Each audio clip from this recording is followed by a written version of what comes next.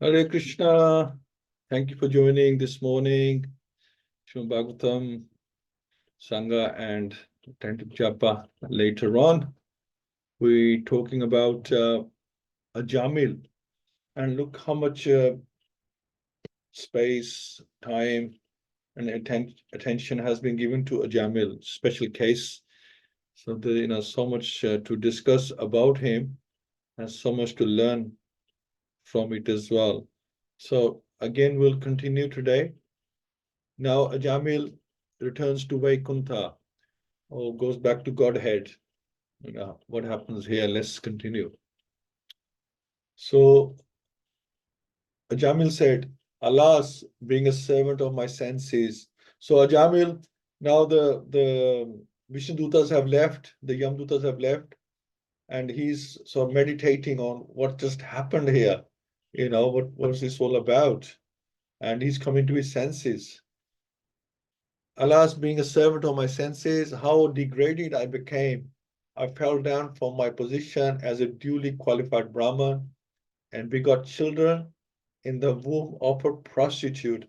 I mean, he might not even have that thought in his mind, never mind actually having children. One time, he might not even thought that he will have children from a prostitute. The men of higher classes, the Brahmins, Kshatriyas, and Vaishyas, do not beget children in the wombs of lower class women. Therefore, the custom in Vedic society is to examine the horoscopes of a girl and boy being considered for marriage to see whether their combination is suitable. Vedic astrology reveals whether one has been born in the Vipra Varna, Kshatriya Varna, Vaishya Varna, or Shudra Varna, according to the three qualities of material nature. This must be examined because a marriage between a boy of the Vipra Varna and a girl of the Shudra Varna is incompatible. Married life would be miserable for both husband and wife. That's the reason. Consequently, a boy should marry a girl of the same category, of same standards, of the same culture, of the same mind thinking. Of course, this is triguna, a material calculation according to the Vedas. But if the boy and girl are devotees, there need be no such consideration because now they are both on the same level, they're thinking the same way, and they have the same interest. Excuse me. A devotee is transcendental, and therefore, in a marriage between devotees, the boy and girl form a very happy combination. So let's pray. Om Namo Bhagavate Vasudevaya. Om Namo Bhagavate Vasudevaya. Om Namo Bhagavate Vasudevaya. Mukham Proti Vachalam Bhangum Langyate Grim Yat Kirpata Pamandashi Guru Din Taranam Paramananda Madhavam Shri Chaitanya Ishwaram Narayan Namaskritya Naram Cheva Narotamam Devim Sasvyasam Tato Jay Madhuriyat Nashta Preshabdreshu Nityam Bhagavad Sevya Bhagavati Uttam Shloke Bhakti Bhakti Nishtaki Hare Krishna. Alas, all condemnation upon me. I acted so sinfully that I degraded my family tradition. Indeed, I gave my chaste and beautiful young wife to have gave up my chaste wife for a prostitute, a fallen prostitute, accustomed to drinking wine. All condemnation upon me. This is the mentality of one who is becoming a pure devotee. He condemns himself for his behavior or past behavior. When one is elevated to the platform of devotional service by the grace of the Lord and the spiritual master, one first regresses past sinful activities. This helps one advance in spiritual life. The Vishnudutas had given Ajāmila the chance to become a pure devotee, and the duty of a pure devotee is to regret his past sinful activities in illicit relationships, intoxication, meat eating, and gambling. Not only should one give up his past bad habits, but he must always regret his past sinful acts. This is the standard of pure devotion. My father and mother were old and had no other son or friend to look after them because I did not take care of them. So he abandoned his wife, he abandoned his parents. They lived with great difficulty like an abominable lower class man. I ungratefully left them in that condition because he was connected to a lower class woman. Then his behavior was same as her. According to the Vedic civilization, everyone has a responsibility for taking care of brahmanas, old men, women, children, and cows. This is the duty of everyone, especially an upper class person, because of his association with the prostitute. Ajamil abandoned all his duties. Regretting this, Ajamil now considered himself quite fallen, which was a good thing to think, because at least he understands his situation, or what standard he is in.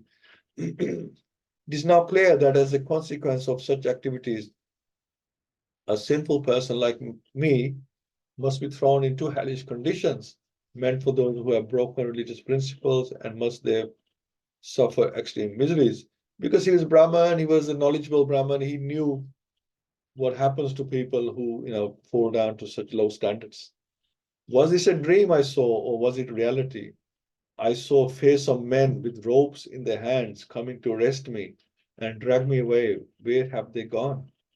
And where have those four liberated and very beautiful persons gone who released me from arrest and saved me from being dragged down to the hellish regions? So it's faced some men with ropes. So these are the Yamdutas who have their faces are like disfigured, and they come from, I guess, from Pitalok, and people and the Pitalok, where the king is the Yamraj, and these people who become disfigured are the people who did not get shreds and other necessities from their from their from the family, after they died. So they become disfigured, and if they don't get release from Pitalok, then sometimes the Yamraj, he may have mercy on them and give them service as Yamdutas. So they work from Yamraj. Well, if they're going to be stuck there with the log, they might as well do something useful, right? I am certainly most abominable and unfortunate to have merged in an ocean of sinful activities, but nevertheless, because of my previous spiritual activities, I could see those four exalted personalities who came to rescue me. Now I feel exceedingly happy because of the visit, as stated Chaitanya Charitamrita. Sadhu Sangha, Sarva Shastra Kai, Love Matra Sadhu Sangha, Sarva Siddhi Hai. Association with devotees is recommended by all Shastras, because by even a moment of such association, one can receive the seed for all perfection. In the beginning of his life, Ajamil was certainly very pure, and he associated with devotees and Brahmins because of the past activity. Even though he was fallen, he was inspired to name his son Narayan. Now, this is the interesting thing. Even though he has fallen down, he forgot his previous past life, he married a prostitute, but there was something still inside him that was still alive, which made him name his son Narayan, which saved him from hellish conditions. Certainly, this was due to good counsel given from within by the Supreme Personality of Godhead. So Krishna could see where this was going, and Krishna wanted to help him. So from within, he gave him Dadami Buddhi to name his son Narayan. So devotees, or even from the past, his devotion is it never perishes. Certainly, this was good counsel given from within by Spirit Personality Godhead, as the Lord says in Bhagavad-Gita, Sarvasya Cham Hirdi Sanavisto Matha Smriti Jnano Apavanam Cha. I am seated in everyone's heart, and from me come remembrance, knowledge, and forgetfulness. So the Lord, who is situated in everyone's heart, is so kind that if one has ever rendered service to him, the Lord never forgets him. Thus the Lord from within gave Ajāmila the opportunity to name his youngest son Narayan, so that in an affection he would constantly call Narayan, Narayan. And thus we saved from the most fearful and dangerous condition at the time of his death. Because Ajāmila, after associating with the prostitute, he was in mode of ignorance. So there is no way he would have named his son Narayan. Because for that you have to be in a mode of goodness to think like that. I will say my son Narayan. So Krishna helped him from within and gave him that facility to think in the mode of goodness. Because all the modes are in Krishna's control.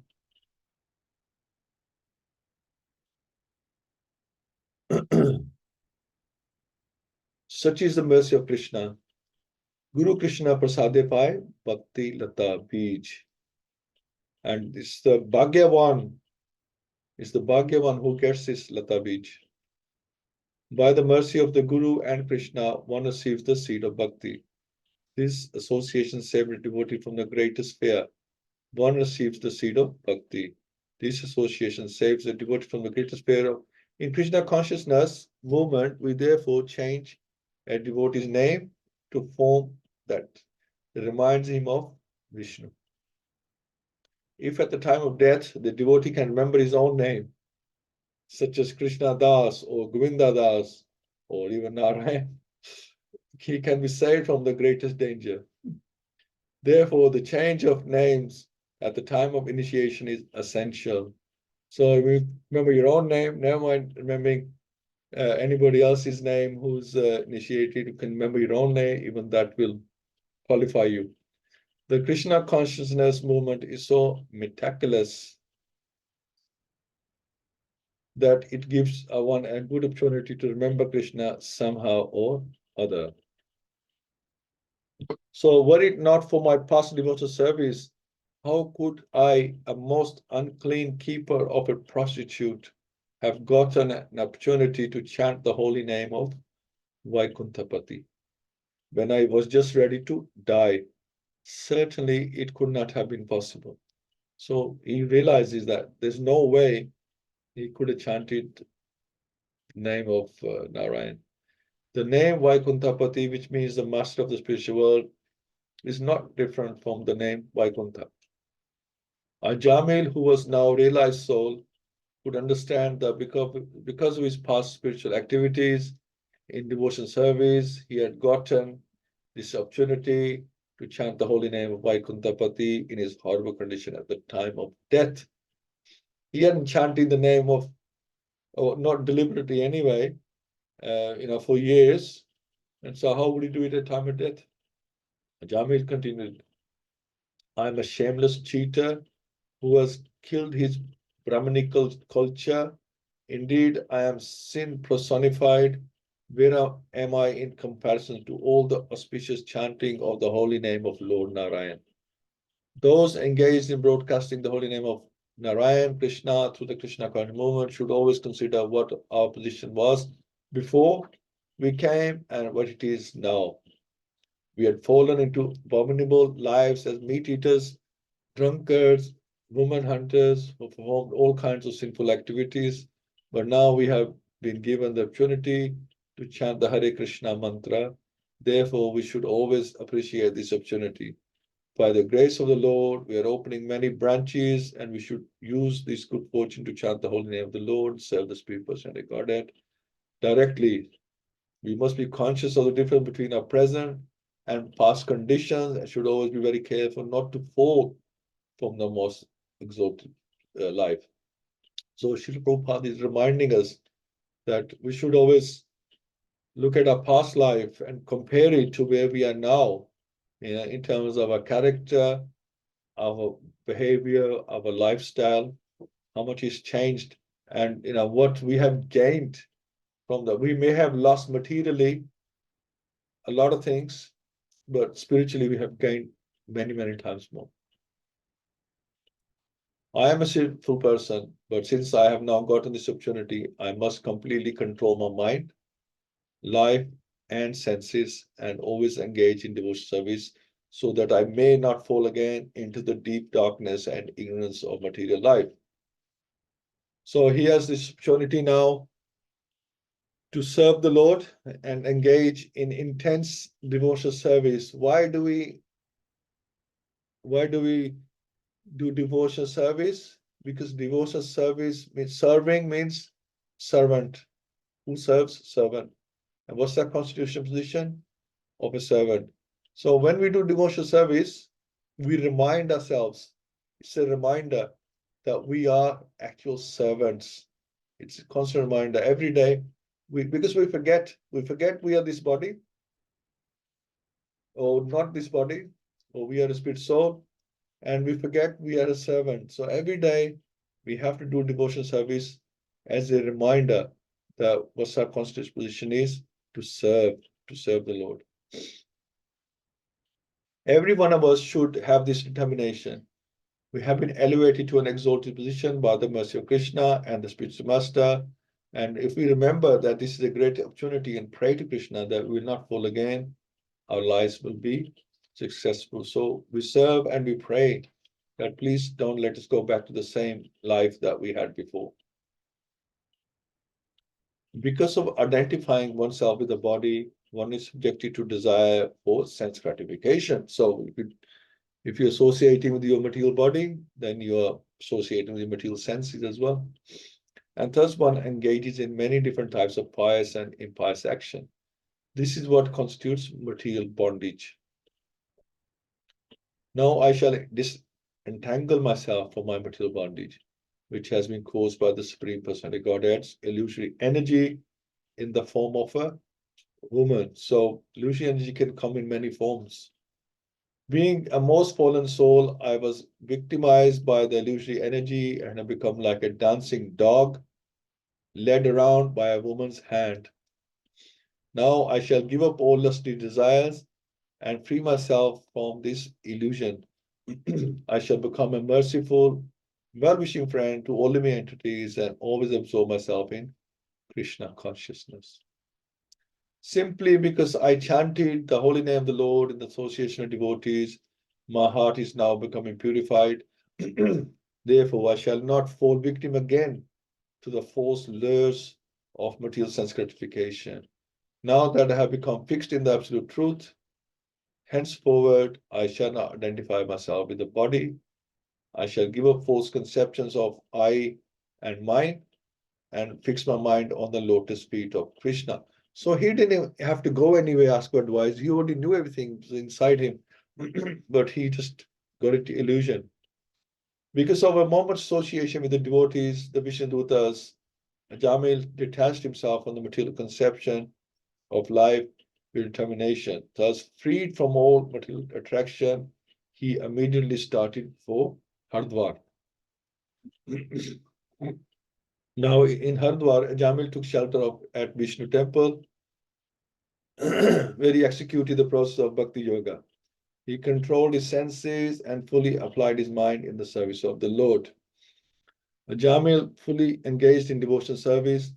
Thus, he detached his mind from the process of sense gratification and became fully absorbed in thinking of the form of the Lord. When his intelligence and mind were fixed upon the form of the Lord, the Brahman, Ajāmila, once again saw before him four celestial persons. He could understand that they were those who had been seen previously, and thus he offered them his obeisances by bowing down before them. So this is later on, he's been doing a lot of service, and then Vishnudutas come for him. Upon seeing the Vishnudutas, Ajāmila gave up his material body at Hardwar on the bank of the Ganges. He regained his original spiritual body, which was a body appropriate for an associate of the Lord. So now, Ajāmila, after a while, after some time, when he is completely purified, he gave up his material body and got a spiritual body. So you give up your material body, you give up your subtle body in order to get a spiritual body. Accompanied by the order carriers of Lord Vishnu, Ajāmila boarded in an airplane made of gold. Passing through the airways, he went directly to the abode of Lord Vishnu and the husband of goddess of fortune. Ajāmila was a Brahmin who, because of bad association, given up all Brahminical culture and religious principles. Becoming most fallen, he stole, drank, performed other abominable acts. He even kept a prostitute.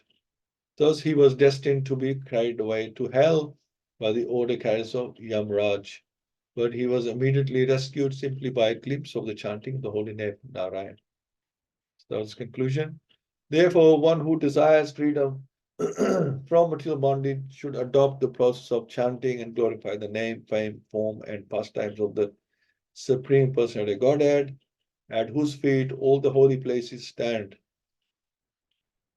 One cannot derive the proper benefit from other methods, such as pious atonement, as we discussed earlier, speculative knowledge, and meditation in mystic yoga, because even after following such methods, one takes to fruitive activities again, because the seed of that the desires is still inside. Unable to control his mind, which is contaminated by the base qualities of nature, namely passion and ignorance. Because this very confidential historical narration has the potency to vanquish all sinful reactions. So this is why so much time has been spent on this in Srimad Bhagavatam, because this very confidential historic narration has the potency to vanquish all sinful reactions. One who hears or describes it with faith and devotion is no longer doomed to hellish life. Regardless of his having a material body and regardless of how sinful he may have been, indeed, so we're talking past tense, who may have been, doesn't mean that, we've done this, so, we can go back to being sinful. It's the past sins that are eradicated. Indeed, the Yamdutas who carry out the orders of Yamraj, who don't approach him even to see him, after giving up his body, he returns home, back to Godhead. So the Yamdutas didn't return, where he is very respectfully received and worshipped. While suffering at the time of death, Ajāmila chanted the holy name of the Lord. And although the chanting was directed toward his son, he nevertheless returned home, back to Godhead. Therefore, if one faithfully and inoffensively chants the holy name of the Lord, where is the doubt that he will return to Godhead? So that concludes Ajāmila's situation. I think there's a bit more next time on the Yamdutas who speak to Yamraj and they discuss things about this. But amazing how Krishna helped him. Krishna helps us. This is one thing we have discussed, that Krishna helps us at time of death, because our system fails, our mind, everything is closing. So we can only chant or think about Krishna for a certain part of time. As the body closes down, we don't have that conscious left. So Krishna helps us from within. He supports us from within to make sure our consciousness is thinking about him. And this was the case with the Ajāmila earlier, and then later on he was purified and obviously did all the right things. So thank you very much. My father Loji, Hina Mataji, Jai Prabhu, Parveen Mataji, Pundrikaksh Prabhu, and Radharani. Hare Krishna. So, like to hear from you, Pundrikaksh Prabhu. I don't know what happened to Suryashi Mataji today. Maybe she had an appointment. Like to hear from you. Hare Krishna. Pundrikaksh Prabhu. Hare Krishna Prabhuji. Yeah, lovely pastime anyhow. So thank you Prabhuji for this. And a few points what I felt like, remember, realize and act. So remember your sinful activities, and once you remember it, at least that time start realize your mistake and try to correct your mistakes. I mean, Ajāmila could realize what he has done And because I think like in 4 executive principles, when Srila Prabhupada put this, no intoxication, no gambling. So these are the no illicit sex. So these are the things which will actually make your senses out of order. Sometimes we are okay, like when we go to some place, we always feel like, okay, we want to behave like this. But once you reach there, our situation changes because our modes, our senses are changing constantly. Our modes are changing very constantly every time. And that is why we, even though we know that we are not doing correct, but still we end up doing it. That's what I felt like. Ajamil is well aware of all these things because he was a proper Brahmana before. Mm. But now he got a chance, opportunity to realize his mistakes. And that is because of because he was listening, even though he is in that state, but he was able to listen to what Vishnudutas and Yamadutas were talking to each other. And that helped him to realize that. And Lord will never forget even a simple service done to him. So, like a squirrel which helped Lord Ram while Lord Ram was trying to construct the bridge. So I heard this that Hanuman was laughing that time, but Lord Ram said no, it is doing what according to his capacity.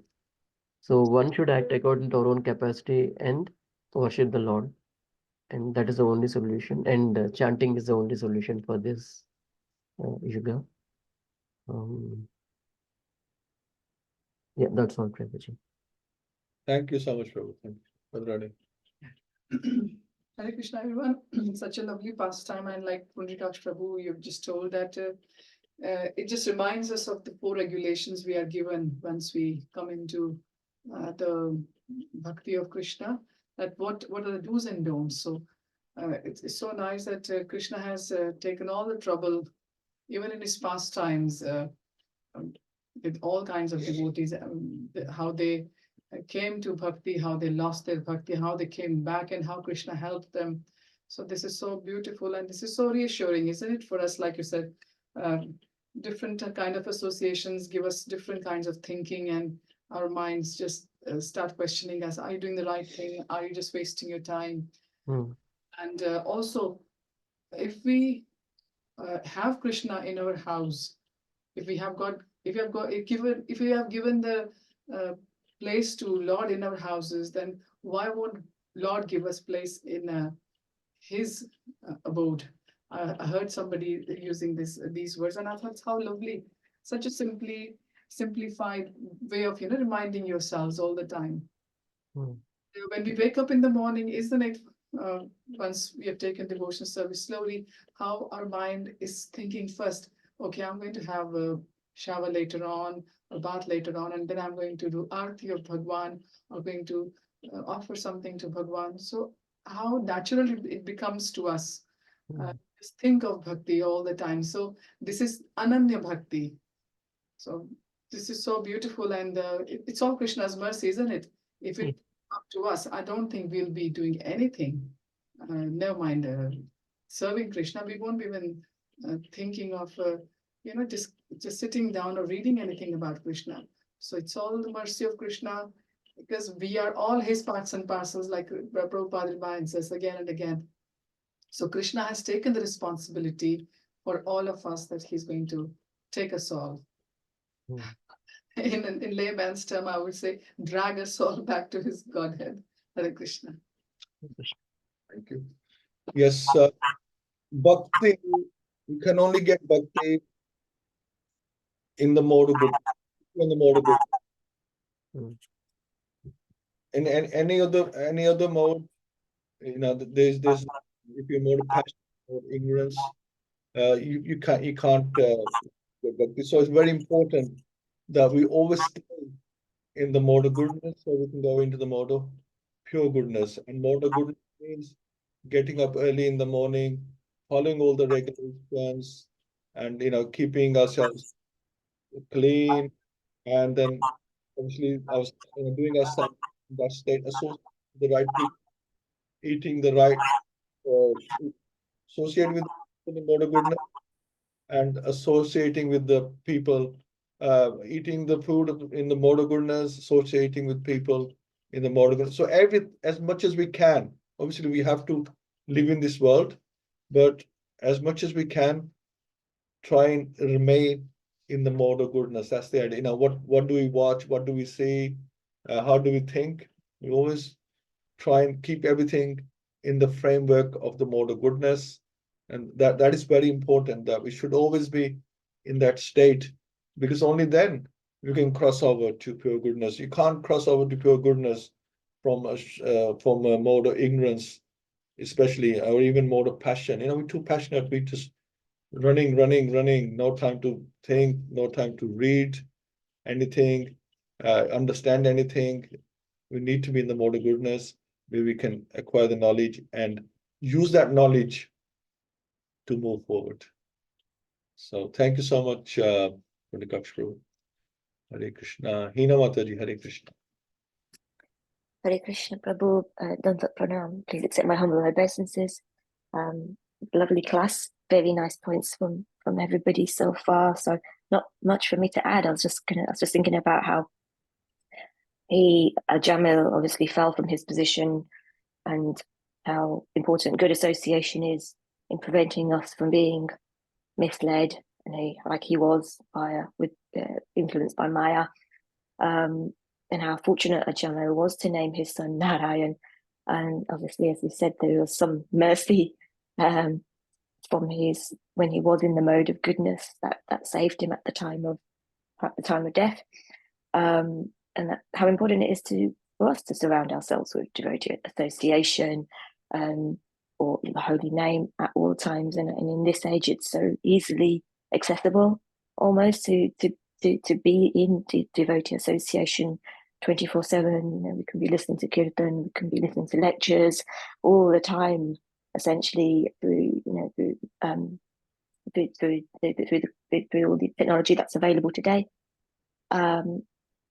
And I was just thinking about how, in the similar way, how Ajāmila was given a second chance to do to turn back to his devotional life.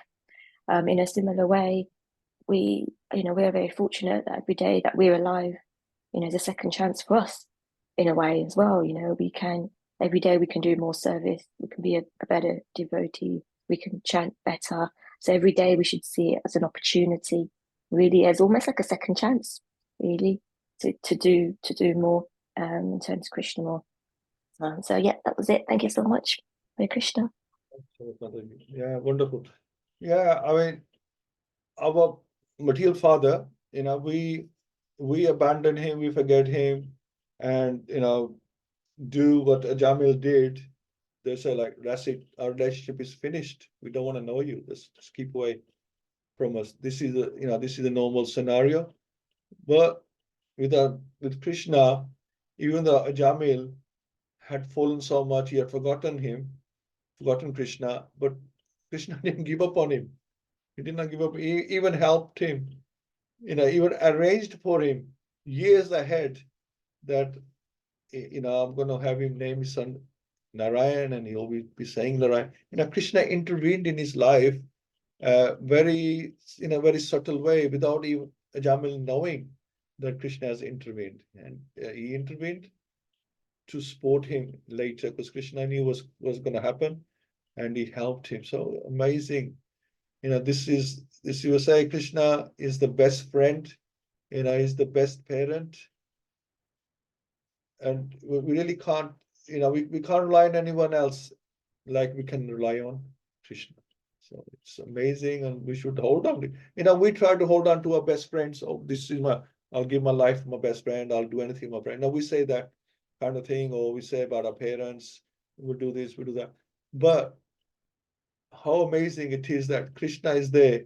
What do we do for him? He's been with us from life after life, and he will be there always, no matter what state we're in. And what do we think? How do we appreciate him? That's the thing.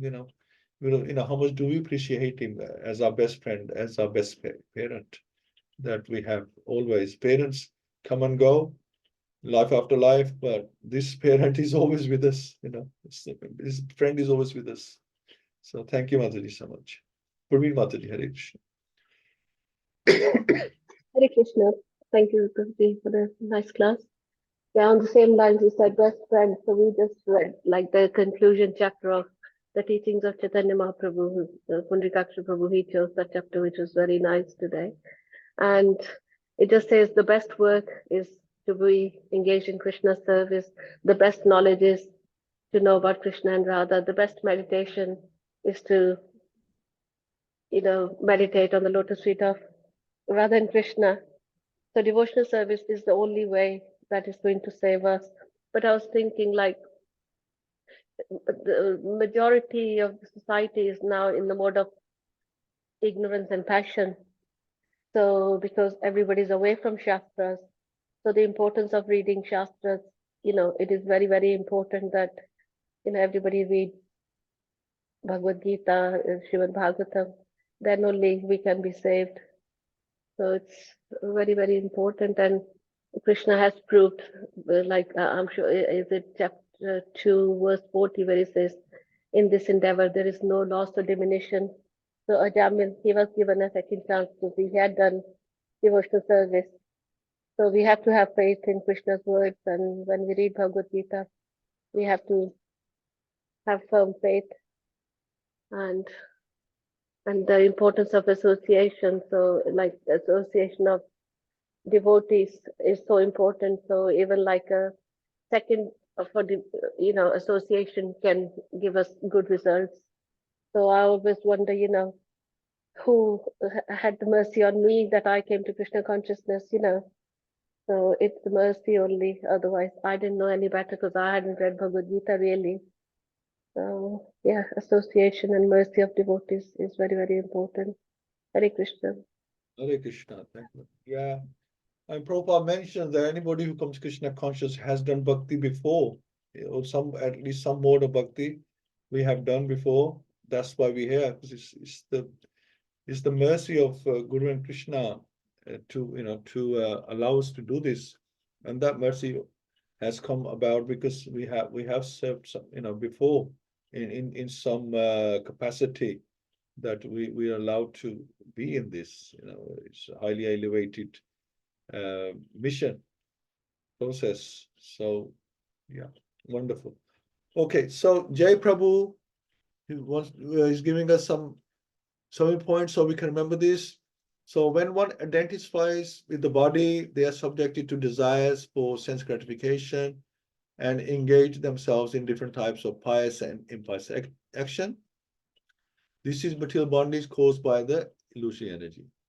One who wants freedom from material bondage should adopt the process of chanting and glorifying the name, fame, form, and pastime of Supreme Personality of Godhead. Because of a moment's association with pure devotees, the Vishnu Dutas, Ajāmila detached himself from the material conception of life. He went to Haridwar and took shelter at a Vishnu temple where he executed the process of bhakti yoga and controlled his senses with his mind fixed in the service of the Lord. Ajāmila saw the Vishnu Dutas again at the time of death. This time they took him away in a celestial plane to spiritual world. Ajāmila was destined for hell due to his sinful life, but he was saved by the chanting name of Narayan inoffensively. He managed to change his life around and ended up going back to Godhead. Ajāmila's chanting of the name of Narayan was pure because he did not do it with the motive of neutralizing his sins. He was not even aware that each time he was calling his son's name, he was accumulating the results of bhakti. Thank you, Prabhu. It's very nice. And I'm just thinking that Krishna gave a second chance. So, but then he did manage to, we have to commend Ajāmila as well. He did manage to turn his life around. That second chance was not enough. It's not like he had a chance saying, "Oh, Vishnu Dutas come." No. He's not going to hell. We're going to take him back to, Vaikuntha. That was not the case, right? So he was left here. So the Vishnu Dutas did not come to fetch him. They just came to stop the Yam Dutas taking him. I think that obviously that they didn't take him, so that would be the case. They just came to stop them taking him to hell, but they did not come to take him to Vishnu Lok. So Ajāmila, because he was a Brahman, he was knowledgeable, his eyes had now opened, he was released from the illusion of Maya, and he realized his mistake. Had he not realized his mistake, I don't think he would have got a chance next time. If he had just carried on as again in his nonsense, I don't think he would have got a second chance. He would have to go through the process, and then he would have got a chance again. But then he might have gone through. This is my thinking, that he might go through the Yamraj. The Yamdutas would probably have come for him if he hadn't changed his ways, purified himself, gone to Haridwar, completely gave up his previous life, and he gave up his child. The one he was shouting for at the time of death, Narayan. He just completely abandoned everything. Became totally detached, totally purified himself, and then he went back to the spiritual world. Thank you all so much. Okay, we'll do a couple of rounds. Praveen Mataji, please do the first one. Pundikaksh Prabhu, if you can please do the second one. Hare Krishna. Hare Krishna. Namo Vishnu Padaya Krishna Prasthaya Bhutale Srimati Bhakti Vedanta Swami